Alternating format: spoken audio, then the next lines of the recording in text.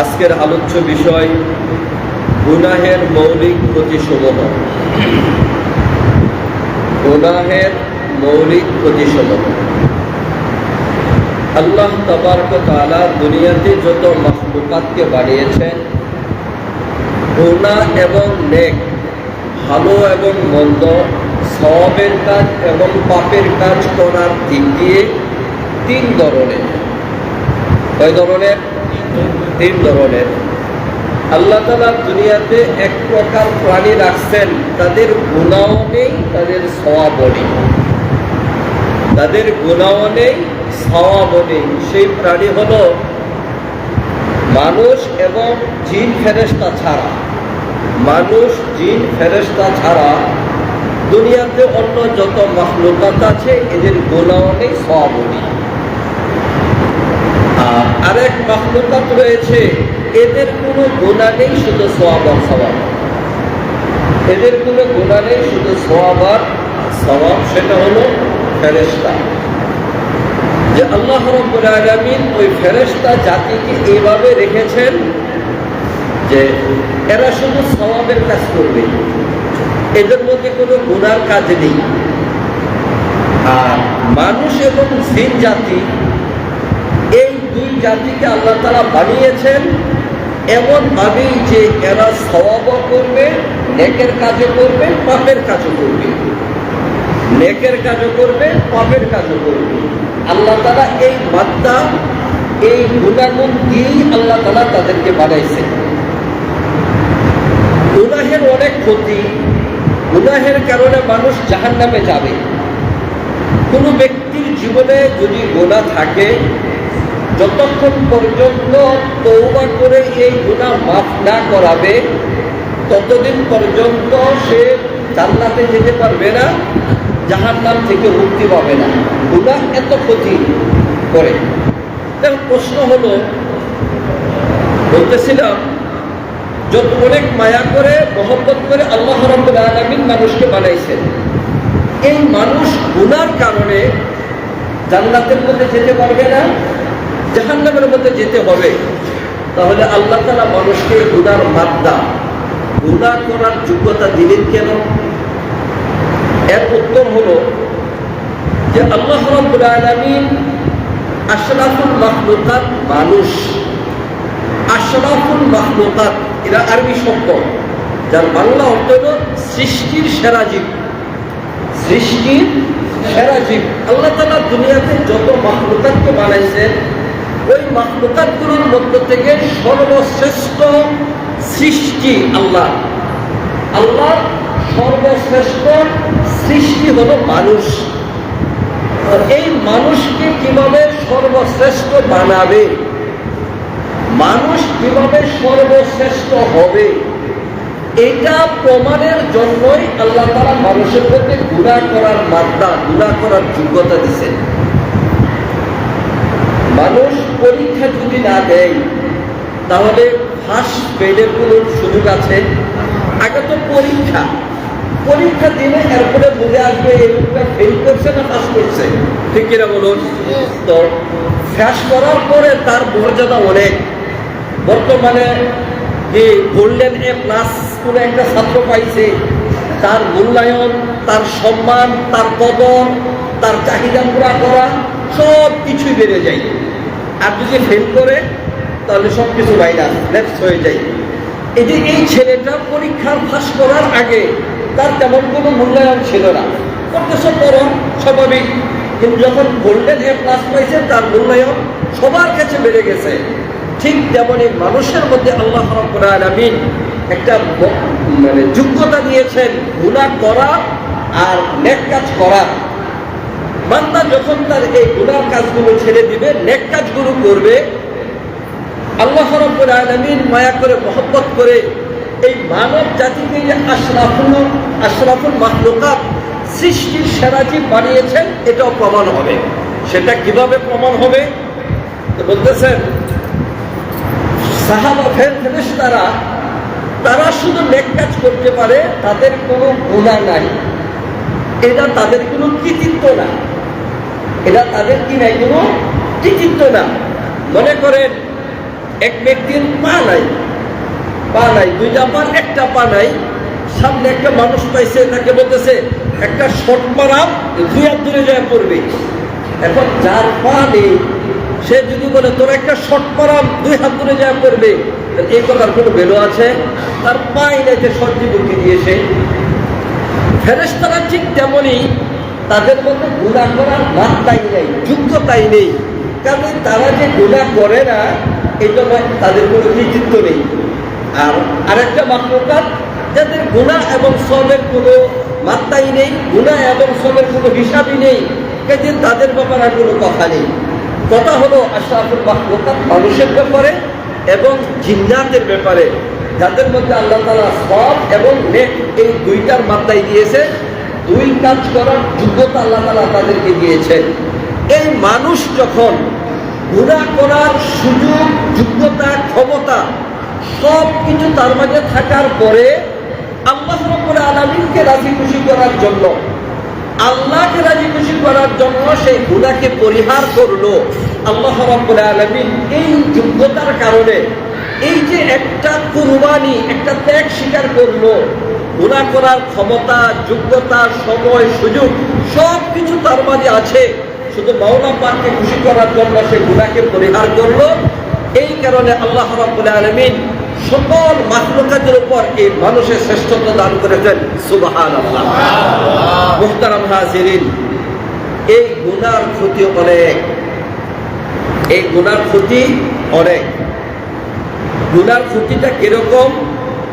যে গুনার ক্ষতিটা হলো মানুষের জীবনে, শরীরের মধ্যে যদি ক্যান্সার হয়, ওই ক্যান্সার যেরকম ভাবে একজন মানুষের শরীরকে নষ্ট করে দেয়। যে আমাদের সমাজের মধ্যে অনেকে দেখা যায় যে ক্যান্সারের রোগে আক্রান্ত হয়েছে, কি হয় কিছুদিন কিমোথেরাপি দেয়, এই দেয় সেই দেয়, শেষ পর্যন্ত তেমন আর রক্ষা পায় না।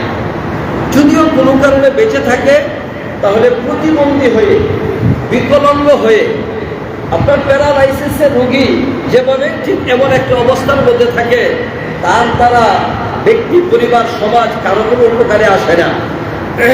ওই ক্যান্সার রোগ মানুষের জীবনটাকে, শরীরটাকে যেভাবে নষ্ট করে দেয়, গুনাহ এমন একটা জিনিস যে মানুষের আত্মাকে, আত্মাটাকে এভাবে নষ্ট করে দেয়, এর দ্বারা কোনো কাজ হয় না।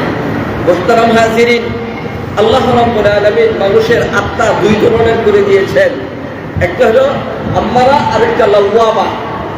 ভালো আত্মা এবং খারাপ আত্মা। ইন্নান নাফসা লাআম্মারাতুম বিসু, মানুষের আত্মা গুনাহ দ্বারা প্রভাবিত হয়, গুনাহ করার কারণে মানুষের আত্মার মধ্যে একটা প্রভাব পড়ে। তো আল্লাহ রাব্বুল আলামিন মানুষের দৈহিক সুস্থতাকে, দুনিয়াতে চলার জন্য, দুনিয়ার কাজকাম করার জন্য এটা আবশ্যক করেছেন। যেমন ভাবে নেক কাজ করার জন্য মানুষের আধ্যাত্মিকভাবে তার আত্মাটাকে সুস্থ রাখা। গুনাহের প্রভাবটা মানুষের শরীরে কিরকম? আমি এখন সুস্থ মানুষ, আমার সামনে যদি নরমাল পানি দেওয়া হয়, আপনি সুস্থ মানুষ, পানি দেওয়া হয়, তাহলে নির্দ্বিধায় পানি খাবে এবং পানির একটা স্বাদ আছে, এটা সে অনুভব করবে। ঠান্ডা আছে, পানির একটা মজা আছে। কিন্তু কোনো ব্যক্তি যদি জ্বরে আক্রান্ত হয়, 1 গ্লাস পানি খাওয়ার পর বলে না আমি আর পানি খাবো না, পানি তিতা। আসলে কি পানি তিতা, না ও জ্বরে আক্রান্ত হওয়ার কারণে তিতা হয়েছে?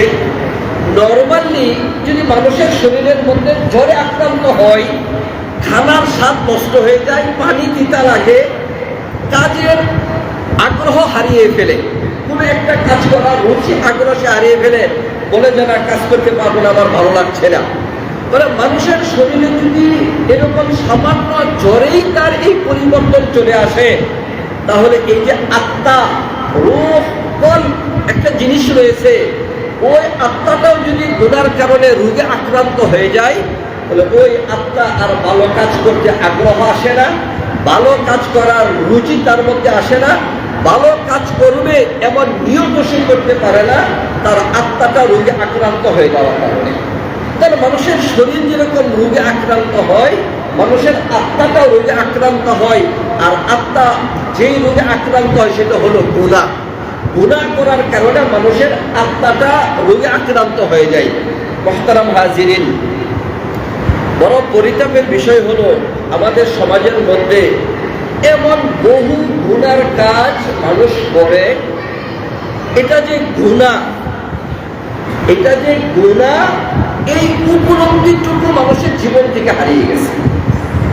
মানুষ তার জীবনে এমন বহু গুনার কাজ করতেছে যে এটা যে গুনাহ, এটা কবিরা গুনাহ হচ্ছে, এই গুনার কারণে পরকালে আমার জবাবদিহি করতে হবে, এই অনুভূতিটুকু তাদের থেকে হারিয়ে গেছে। এটা কিভাবে বোঝা যায়? স্বাভাবিক মতেই মানুষ তার জীবনের মধ্যে যখন কোনো ভালো মুহূর্ত আসে, আনন্দঘন কোনো মুহূর্ত আসে, ভালো কোনো প্রেক্ষাপট আসে, তখন তো স্বাভাবিক মতে অবস্থানটা হলো ওই ব্যক্তি যেই সৃষ্টিকর্তা তার জীবনে এই ভালো লক্ষণ এনে দিয়েছে, শুভ মুহূর্ত এনে দিয়েছে, ভালো একটা অবস্থা তার জীবনে দান করেছে, সে ওই রবের শুকরিয়া আদায় করবে, সে ওই রবের কৃতজ্ঞতা আদায় করবে। কিন্তু বাস্তবতা কি দেখা যায়? আজকে ভালো দিন, শুভ দিন, এখন সে গান বাজাইতেছে। ভালো দিন, শুভ দিন, এই আনন্দ উদযাপনের মাধ্যমটা কি? লাউডস্পিকারের মধ্যে সে গান বাজাবে, বড় আওয়াজ করে সেও শুনবে, সমাজের আরো 10 জনকে গান শুনতে বাধ্য করবে। আপনি তাকে যে জিজ্ঞাসা করবেন, এই তুমি গান বাজাইতেছে কেন? এটা কোনো ব্যাপার হইল? এটা যে কবিরা গুনাহ, গান শোনা কবিরা গুনাহ, নিজে গুনাহ করতেছে, আরেকজনের গুনার মধ্যে আরেকজনকে লিপ্ত করতেছে, এটা যে গুনাহ, এটা তার অনুভূতি থেকে হারিয়ে গেছে। আমাদের সমাজের মধ্যে আমার মনে হয় যে অনেকের কাছে ব্যাপারটা এরকম যে যাদেরকে বিবাহ করা হারাম, যাদেরকে বিবাহ করা হারাম, তাদের দিকে তাকানো যায়। এরপরেও এখানে একটা সীমাবদ্ধতা আছে যে আপনার বোন, আপনার খালা, যাদেরকে বিবাহ করা হারাম, তাই বলে কি তাদেরকে একেবারে খোলামেলা অবস্থায় আপনি দেখতে পারেন না? এটাও শরীয়তে জায়েজ করে নাই। তো যাদেরকে বিবাহ করা হারাম, তাদের দিকে আপনি যখন তখন আপনি তাকাতে পারবেন, এটা আপনার গুনাহ হবে না। 14 জনের মতো মহিলাকে বিবাহ করা হারাম।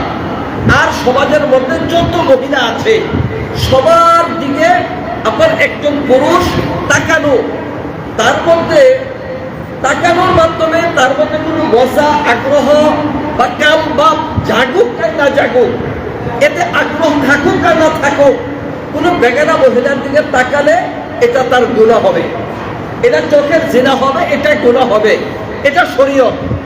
কিন্তু আমাদের সমাজের অবস্থাটা হলো কি? রাস্তাঘাটে যাবেন, কর্মক্ষেত্রে যাবেন, নিজের আত্মীয় স্বজনের সামনে উপস্থিত হবেন, পরিবেশটাই হলো আমাদের এরকম যে এই সমস্ত জায়গায় তাদের দিকে তাকালে আমার গুনাহ কি? এটা কোনো কথা হলো নাকি? এটা কোনো যুক্তিগত হলো নাকি? যেমন আপনার শাশি, আপনার জেরি, আপনার মামানি, আপনার তাদের দিকে তাকানো, তাদের সাথে কথা বলা সম্পূর্ণ হারাম। আপনি তাদের দিকে তাকাতে পারবেন না। শাশি, মামানি, এদের দিকে আপনি তাকাতে পারবেন না, এটা শরীয়তে হারাম। অনেকে হয়তো বলতেছে হুজুর বলে কি মাথা খারাপ হয়েছে হুজুরের। শাশি এটা তো মার মতোই। আমাদের সমাজের মধ্যে অনেক পরিবারের মধ্যে জেঠিমা, কাকিমা, মা এভাবে ডাকে। এমনকি বাবার বড় ভাইয়ের স্ত্রীকে বড় মা, নিজের মাকে মা, বাবার ছোট ভাইয়ের স্ত্রীকে ছোট মা, বড় মা, মা, ছোট মা, এইভাবে আমাদের সমাজের মধ্যে অনেকে ডেকে থাকে। এখন আপনি তাদেরকে জিজ্ঞেস করেন, এই তুমি তো তোমার শাশির দিকে তাকাও, তোমার শাশির সাথে কথা বলো, এটা তো হারাম। তাহলে আপনাকে কি বলবে? বলে কি এটা আবার হারাম হয় কি করে? কি বলুন, আমাদের সমাজের অবস্থা কোনো আছে না নেই? আর বাধ্য হয়ে কর্মক্ষেত্রে নারী এবং পুরুষ একসাথে কাজ করতেছে, কত নারী কত হালতের মধ্যে আছে, পুরুষ তার দিকে তাকাইতেছে, এটা যে কবিরা গুনাহ হচ্ছে, চোখের জিনা হচ্ছে, আমাদের সমাজ থেকে এই অনুভূতিটুকু হারিয়ে গেছে। কেন? ওই যে গুনাহ করতে করতে অন্তর নষ্ট হয়ে গেছে। যেই অন্তর নষ্ট হওয়ার কারণে কোনটা গুনাহ আর কোনটা সওয়াব, এই উপলব্ধি তার জীবন থেকে হারিয়ে গেছে। মুহতারাম হাজিরিন, আল্লাহ রাব্বুল আলামিন বলেন, ওয়াদারু যাহিরাল ইসমি ওয়া বাতিনাহু ইন্নাল্লাযীনা ইয়াকসিবুনাল ইসমা সায়ুজজাউনা বিমা কানু ইয়াকতারিফুন। আল্লাহ রাব্বুল আলামিন বলেন, ওয়াদারু যাহিরাল ইসমি বাতিনাহু, হে দুনিয়ার মানুষ, তোমরা প্রকাশ্য এবং গোপনীয় গুনাহকে পরিহার করো। আল্লাহ তাআলা এভাবে বললেন, শুধু করতেন ওয়াদারুল ইসমা, তোমরা গুনাহকে পরিহার করো, কিন্তু আল্লাহ তাআলা দুইটা পাঠ নিয়ে আসেন এখানে, যাহিরাল ইসমি ওয়া বাতিনাহু, প্রকাশ্য এবং গোপনে সকল গুনাহকে পরিহার করো। এই কথা আল্লাহ তাআলা কেন বললেন? এর কারণ হলো, আমাদের সমাজের মধ্যে অনেক মানুষ এমন আছে যে বাস্তবিকভাবেই প্রকাশ্য এবং গোপনে সকল গুনাহকেই পরিহার করে একমাত্র আল্লাহকে রাজি খুশি করার জন্য। এমন মানুষ আমাদের সমাজে আছে আলহামদুলিল্লাহ, কিন্তু এই সংখ্যাটা কম। ওই সংখ্যাটাই বেশি যে অনেক মানুষ এমন আছে যারা প্রকাশ্য এবং গোপনে উভয় অবস্থায় গুনার কাজ করতেছে। সে একবারও আল্লাহকেও ভয় করে না, মানুষকেও ভয় করে না। আমি হলাম এই সমাজের লিডার, আমি হলাম অর্থবিত্ত প্রভাবশালী ক্ষমতাবান এক ব্যক্তি, আমি যেগুলো অপরাধ করতে পারি, আমার অপরাধের সামনে সমাজের কার এত হেরাম আছে আমার সামনে দাঁড়িয়ে কথা বলবে? আমি যা খুশি তাই করব, আমি যা খুশি তাই করব। দেখছেন না, গুনাহ করার ক্ষেত্রে যে গত কিছুদিন আগে এক মেয়েকে ধরে আনছে, শিক্ষিত ফ্যামিলির মেয়ে, গাড়ি থেকে পুলিশ নামাইছে, দাঁড়ায় বলতেছে, তোমার গাড়িতে তো ফেন্সিডিল পাওয়া গেছে, নেশা বস্তু পাওয়া গেছে, লামসাম কি বলছে। পরিশেষে ওই মেয়ে বলতেছে, আমি মদ পান করি, আমার মদ পান করার লাইসেন্স আছে। সে মদ পান করে, মদ পান করার তার কি আছে? লাইসেন্স আছে। অর্থাৎ আমাদের সমাজের মধ্যে এমন বহু মদের বার আছে, ক্লাব আছে, যে মদের বার বা ক্লাবের সদস্য হওয়ার জন্য মানে একটা লিমিট আছে, এই পরিমাণ অর্থবিত্ত তার থাকা লাগবে। যদি ওই পরিমাণ অর্থবিত্ত থাকে তাহলে ওই ক্লাব থেকে তাকে একটা কার্ড দেওয়া হয়, লাইসেন্স দেওয়া হয়, সে ওই ক্লাবের মধ্যে যাইয়া যে কোনো সময় মদ পান করতে পারবে। এরকম বহু ক্লাব, মদের বার আমাদের সমাজের মধ্যে আছে। এখন ওই মহিলা সে প্রকাশ্য বলতেছে সে মদ পান করে এবং মদের তার লাইসেন্স আছে। এর অর্থ হলো সে গোপন এবং প্রকাশ্য যে কোনো প্রকার গুনার কাজ করুক, এই গুনাতে তার কিছু আসে যায় না। এরকম বহু লোক আমাদের সমাজে আছে। আর কিছু সংখ্যক লোক এমন আছে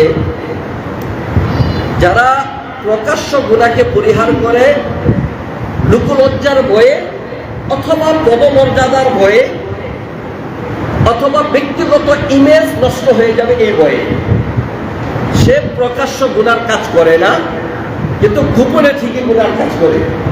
আল্লাহ তাআলা আমাদেরকে হেফাজত করুন। মানে প্রকাশ্য অনেক গুনার কাজ সে ছেড়ে দেয়। কেন ছেড়ে দেয়? আরে মানুষ দেখে কি বলবে, আরে আমি যে অবস্থানে আছি এই জায়গাতে আমি গুনার কাজটা করতে পারি না, আরে কি অবস্থাটা, এই গুনাটা আমার জেনে ফেললে পরে কি অবস্থা হবে, পরিস্থিতি কি হবে। পদমর্যাদার বয়ে, অবস্থার পরিপ্রেক্ষিতে, অথবা নিজের মানুষ থেকে নিজেকে নিরাপদ রাখার জন্য সেই গুনাহ থেকে পরিহার করে বাহ্যিকভাবে, কিন্তু গোপনের মধ্যে অনেক গুনার কাজ হয়। আল্লাহ রাব্বুল আলামিন এই সার্বিক মানুষের অবস্থাকে বিবেচনা করে আল্লাহ বলেন, ওয়াদারু যাহিরাল ইসমি ওয়া বাতিনাহু, ও দুনিয়ার মানুষ, তোমরা প্রকাশ্য এবং গোপনে সকল গুনাহকে পরিহার করো। ইন্নাল্লাযীনা ইয়াকসিবুনাল ইসমা, নিশ্চয়ই যারা গুনার কাজ করে, সায়ুজজাউনা বিমা কানু ইয়াকতারিফুন, সে তার যে গুনার কাজ করলো, সে যা গুনার অপরাধ করলো, অবশ্যই তার এই প্রতিদান তাকে দেওয়া হবে। অর্থাৎ সে গুনার কাজ করবে আর পার পেয়ে যাবে, ছাড় পেয়ে যাবে, এমন সুযোগ তার হাতে নেই। এই গুনার জন্য তার আল্লাহর কাছে জবাবদিহি করতে হবে এবং দুনিয়াতেও তার একটা প্রায়শ্চিত্ত ভোগ করতে হবে। আরেক আয়াতের মধ্যে আল্লাহ বলেন, ওয়ামা আসাবাকুম মিন মুসিবাতিন ফাবিমা কাসাবাত আইদিকুম ওয়া ইয়াফু আন কাসীর। আল্লাহ তাআলা তোমাদের যে মুসিবতে আক্রান্ত করেন, ওয়ামা আসাবাকুম মিন মুসিবাতিন, তোমাদের কোনো মুসিবত আক্রান্ত করে না, ফাবিমা কাসাবাত আইদিকুম, এটা তোমাদের হাতের কামাই। তোমাদের অপরাধ গুনার কারণে মুসিবত আসে, তবে জেনে রাখো ওয়া ইয়াফু আন কাসীর, আল্লাহ রাব্বুল আলামিন তোমার জীবনের বহু অপরাধ তুমি করতেছ, ওই অপরাধের ব্যাপারে তোমাকে মুআখাযা করছেন না, পাকড়াও করতেছেন না। একটা, দুইটা, তিনটা অনেক অপরাধ তোমার জীবনে হয়ে গেছে, এক দুইটা অপরাধের জন্য তোমাকে পাকড়াও করতেছেন। আল্লাহ বলেন ওয়া ইয়াফু আন কাসীর, বান্দা তুমি অনেক গুনার কাজ করো, আমি তোমার অনেক গুনাহকে মাফ করে দিই। মুহতারাম হাজিরিন, এই গুনাহ থেকে আমাদের বেঁচে থাকতে হবে। আমাদের জীবনে যে মুসিবত আসে, পেরেশানি আসে, এগুলি গুনার কারণে আসে। মুহতারাম হাজিরিন, এই তো গতকালকে না আগের কালকে জাপানের মধ্যে ভূমিকম্প হয়েছে, 7 কত মাত্রার জন্য ভূমিকম্প। সেই অবস্থানটা কি, মানে আপনি আমার জীবনের অবস্থান বিবেচনা করুন। কয়েকটা নিউজে দেখলাম বাংলাদেশের মধ্যেও যে কোনো সময় 7 তার চেয়ে আরো বেশি ভূমিকম্প হতে পারে। আর আমাদের এদেশের এইরকম 7 মানে 2-1 মাত্রাও যদি যায় ভূমিকম্প, তাহলে পুরা বাংলাদেশ একবারে তছনছ হয়ে যাবে, পুরা বাংলাদেশ তছনছ হয়ে যাবে। মুসিবত যখন আসে তখন কিভাবে আসে? ভূমিকম্প হওয়ার পরপরই সাইরেন বেজে উঠছে যে 5 ফিট বা 7 ফিট উঁচু হয়ে এরকম পানি আসতে পারে এবং জোরু বাতাস বইতে শুরু করছে। একদিকে ভূমিকম্প, আরেকদিকে সুনামি আয়নার মতো পানি আসতেছে, আবার জোরু বাতাস প্রবাহিত হচ্ছে। তাহলে এই 3 মুসিবত যদি একটা সময় চলে আসে একসাথে, তখন ওই জাতির অবস্থাটা কি হবে? মুহতারাম হাজিরিন, এমন কঠিন প্রেক্ষাপট আসার আগেই আমাদের গুনাহকে পরিহার করতে হবে। আল্লাহ রাসূল বলেন ইত্তাকিল মাহারিমা তাকুন আ'বাদান নাস, যে তুমি গুনাহকে পরিহার করো তাকুন আ'বাদান নাসে, তাহলে তুমি কি হয়ে যাবে? সবচেয়ে বড় ইবাদতকারী হয়ে যাবে। ইত্তাকিল মাহারিমা তাকুন আ'বাদান নাস, যে তুমি গুনাহকে পরিহার করো তাকুন আ'বাদান নাস, তাহলে সবচেয়ে বড় ইবাদতকারী হয়ে যাবে। একজন মানুষের জীবনে সবচেয়ে গুরুত্বপূর্ণ এবং মূল জিনিসটা হলো যে নিজেকে গুনাহ থেকে বাঁচিয়ে রাখা। আপনি অনেক ইবাদত করেন, অনেক ইবাদতের মাত্রা আপনার মাঝে আছে। আপনি তাহাজ্জুদের নামাজ পড়েন, আপনি কোরআনে কারীমের তেলাওয়াত করেন, জিকির আজকার করেন, হজ করেন, রোজা রাখেন, আর অনেক আমল করেন, কিন্তু সাথে সাথে অনেক গুনার কাজ আপনার মধ্যে আছে। এতে এটা আপনার তেমন কোনো ভালো কৃতিত্ব নেই। আরেকজন মানুষ হালকা পাতলা নেক কাজ করে, খুব বেশি করতে পারে না, কিন্তু একটা গুণ তার মাঝে আছে, সে গুনার কাজ করে না। একটা গুণ তার মাঝে আছে, সে গুনার কাজ করে না। বলতেছেন তাকুন ইত্তাকিল মাহারিমা তাকুন আ'বাদান নাস, তুমি হারামকে পরিহার করো তাকুন আ'বাদান নাস, তাহলে তুমি সবচেয়ে বড় ইবাদতকারী হয়ে যাবে। মনে রাখবেন, গুনার কাজ করার জন্য আপনার একটা প্রেক্ষাপট লাগে, সময় লাগে, অর্থ লাগে, একটা পজিশন লাগে। আর গুনাহকে পরিহার করার জন্য কোনো কিছুই লাগে না। গুনার কাজ করার জন্য আপনার একটা প্রেক্ষাপট লাগবে, একটা অবস্থান লাগবে, সময় লাগবে, কিন্তু গুনাহকে পরিহার করবেন এটা আপনার কোনো প্রেক্ষাপট, সময় লাগবে না।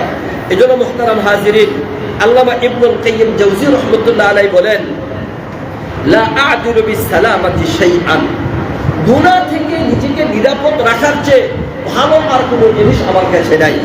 আল্লামা ইবনুল কাইয়্যিম জাওযী বলেন লা আ'দিলু বিসসালামাতি শাইআন, গুনাহ থেকে নিরাপদ থাকার চেয়ে গুরুত্বপূর্ণ আর কোনো জিনিস আমার কাছে নেই।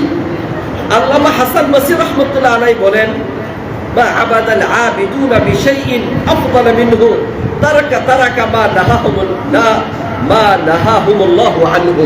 বলতেছেন কোন একজন বান্দা আল্লাহ তাআলা যে সমস্ত নিষেধ করেছেন এগুলো যে পরিহার করলো, ওই ব্যক্তির যে উত্তম ইবাদতকারী আর কেউ নেই। গুনাহকে পরিহার করলো যে, এর যে উত্তম ইবাদতকারী দুনিয়াতে আর কেউ হতে পারে না। ইমাম হাসান বসরি রাহমাতুল্লাহ আলাইহির কথা। মুহতারাম হাজিরিন, আমি এই পর্যন্ত যে কথাগুলো বললাম, এই সবগুলোই ছিল আমার আলোচনার ভূমিকা। মূল আলোচনার বিষয় ছিল গুনাহের মৌলিক ক্ষতিসমূহ।